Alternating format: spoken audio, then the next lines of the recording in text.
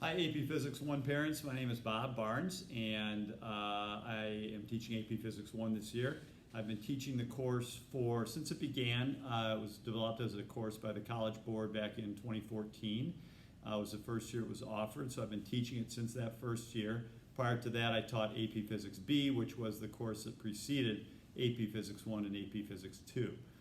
AP Physics B was a one-year capstone course, covered all the material in the new courses 1 and 2, but in 1 year they split that into a 2-year progression, AP Physics 1, which many students choose to take their junior year, and if they want to take the second of the 2 courses, AP Physics 2, that would be their senior year.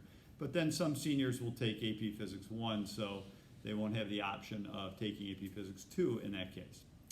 AP Physics 1 is, by the way, my contact information, I'll just point that out right now at the beginning. There's my email address, barnes@brice.edu, and then my phone number. So feel free to contact me if you have any questions or any issues that you'd like to discuss. Email is always good, and phone when I'm not teaching, obviously, I can discuss things. But let's talk a little bit about the content of AP Physics 1. AP Physics 1 is a first semester college physics course, algebra based. There are calculus-based physics courses that are offered in college as well for engineers, but algebra-based physics courses in college are generally for non-hard science majors, meaning or physical science majors. So if you aren't a major in physics or engineering or perhaps chemistry, you would take an algebra-based physics course like this course here. That would be like life science majors, biology majors, things like that have to take a physics course, but it doesn't need to be calculus-based. We'll cover all the normal things in an introductory physics course. So Newtonian mechanics is the big idea. So that's Newton's laws. Newton had 3 laws. We'll talk about those in depth this year. We start slow talking about motion and just defining what motion is. And the boys have done a lab already with a small battery-powered buggy and defining some terms and understanding how to describe motion multiple different ways. And then we'll also get into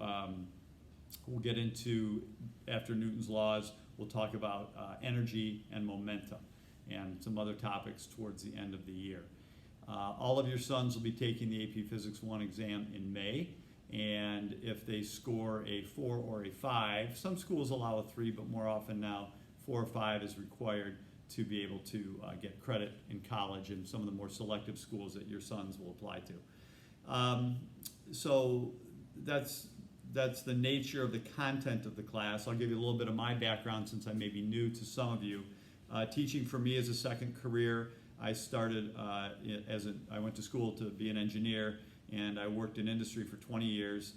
Most of that in an engineering function. My last few years I was more in a overall management function. I worked in the defense industry for 4 years, in the automotive industry for 16 years for a supplier, automotive supplier. So the advantage of that is I can bring that experience to bear in the classroom, and I can kind of introduce students to some of the topics that we discuss and how they might apply to a real life job in industry if they go into more of a technical field. So I like to be able to bring that experience into the classroom and talk them through some of those scenarios. In addition, I'm a part-time teacher, so I only teach 3 periods a day. I have 2 AP Physics 1 classes and 1 AP Physics 2 class, first hour in the morning.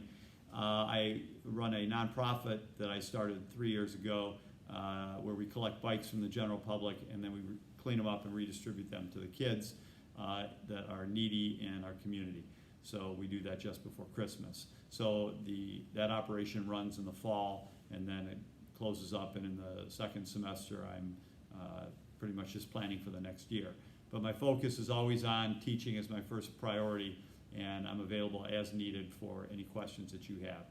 But I'm usually at school through 5th period every day. So I've communicated that to your students so they know when they can come see me. Before school is a great time to come see me. I'm also available 4th period if we're not having an extended period because of the labs that we do in class. Which is another thing I should mention is that we actually, your son has probably told you, Monday, Wednesdays, and Fridays, we go 1 full period and then halfway into their lunch period on those particular days. And then Tuesday, Thursday, they get a full lunch. And the reason we take that extra half a period 3 times a week is the College Board requires that AP Physics 1 is 20 to 25% lab-based. And the labs take time. We do inquiry-based labs, which is doing a lab at the beginning of a unit and discovering some phenomena, the students discovering a phenomena themselves, instead of me lecturing on it for 2 weeks. And then at the end of the unit, they do a lab that just confirms what they've already learned.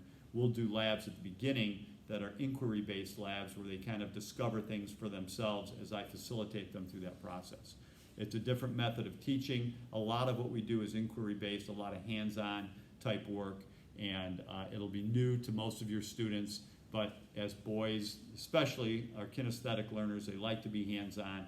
It's a huge advantage in them understanding the material more deeply rather than being passive and sitting in their seats while I lecture and do a traditional method that how most of us were taught. This is a much more hands-on approach, and I think it's advantageous. And our scores have borne that out. I'll show you quickly AP Physics 1 exam results over the last couple of years.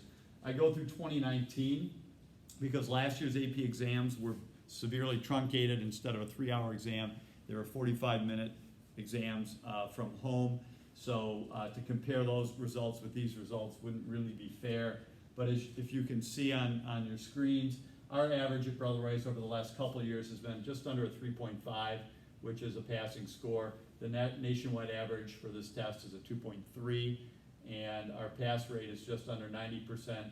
Nationally, the pass rate's about 39%, just under 40%. This is a very tough exam, the AP Physics exam. It's one of the toughest AP exams that is offered by the College Board, but our students do very well on it. So I expect your boys to do well on it in May. I will prepare them for the test. Ultimately, it's up to them how they do and how much they prepare for it, but I'll put them in the best position that I know how to get them ready to take the test. So if you have any questions, please feel free to contact me, to reach out on that email address primarily, and I will get back to you same day, and we can discuss whatever issues come up. I look forward to working with you and working with your sons this year, and have a great afternoon and a great rest of your day. Thank you.